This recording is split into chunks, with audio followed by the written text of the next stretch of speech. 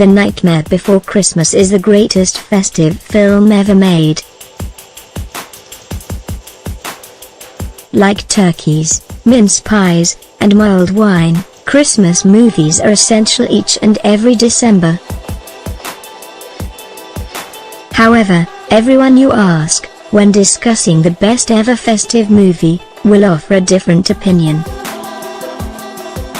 So when it comes to defining the greatest ever Christmas film, there's every chance you'll annoy a lot of people. And to that, I say, I do not care.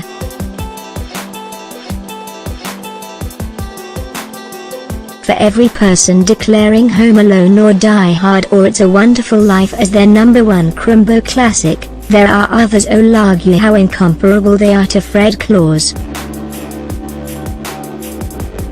Each year I've my to-go titles to get me in the mood, as a warm-up.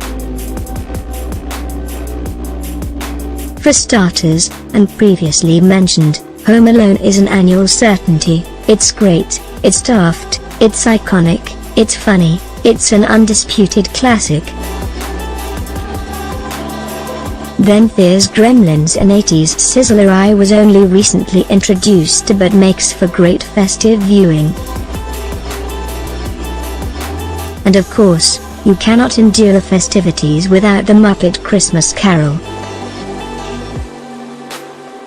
While the above are all very different kinds of films, one title stands out. The Nightmare Before Christmas is simply a joy.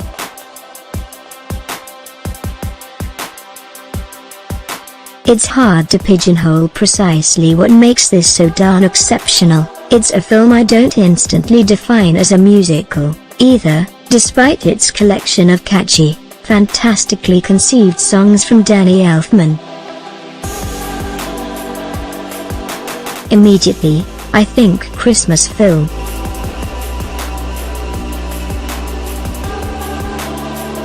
Then follows the brilliantly composed tunes, its endearing stop-motion animation, and the animated icon that is Jack Skellington. Some even debate when it's best watched, at Halloween or Christmas. I've a rule never to watch a Christmas flick outside of November and December, but my firm belief is it works for October scares and Christmas nostalgia. Yet it is predominantly suited to Christmas.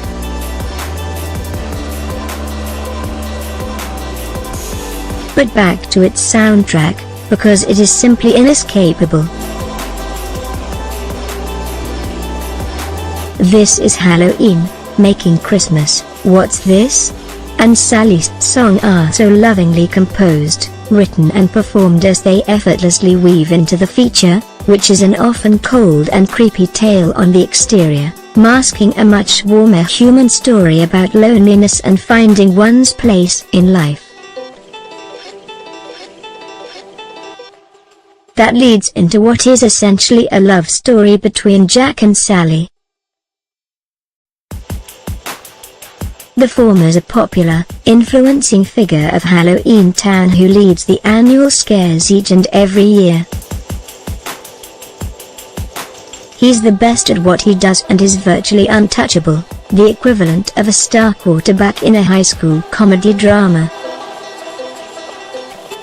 Only Jack isn't a douchebag, he's a gentle and curious chap that has a much softer, tender side to scaring the bejesus out of everyone. In contrast, Sally's a controlled, repressed slave to her male owner. She longs to be free and to explore the world outside of her prison. She notices Jack every day, but it seems she doesn't register on his radar. Amid the chaos and adventure we go on with Jack, his and Sally's relationship slowly bubbles, but there's an onus on Christmas that makes for some of the most glorious moments of the film, a memorable introduction to Santa Claus and a sublime rendition of quite literally landing in Christmas Town is a showstopper. Once you've embraced the entertainment, romantic tendencies, and musical extravaganza, it's easy to fall in love with its dark and twisted Christmas story. To say The Nightmare Before Christmas is an acquired taste is perhaps an understatement. Like any movie out there, it's not for everybody, but it bears an unquestionable whimsy and aesthetic charm any film lover can appreciate. Having grown up with it, since finding the VHS buried in my stocking from jolly old St. Nick circa 1994, I certainly bear a strong connection and sense of nostalgia towards it. But for someone watching it for the first time over Christmas 2017, its 24-year-old achievement and stop-motion spectacle should impress even the most skeptical CGI or animation enthusiast, that's for sure.